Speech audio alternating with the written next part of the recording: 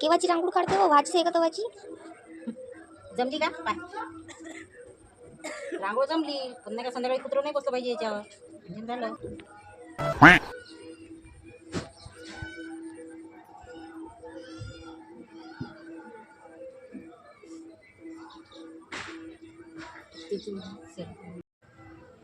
हे देवा एवढी सुंदर रांगोळ काढली म्या फक्त कुत्रे बित्रे बसू नको देऊ संध्याकाळी रक्षण करतो माझ्या रांगोळीचं बाप्पा.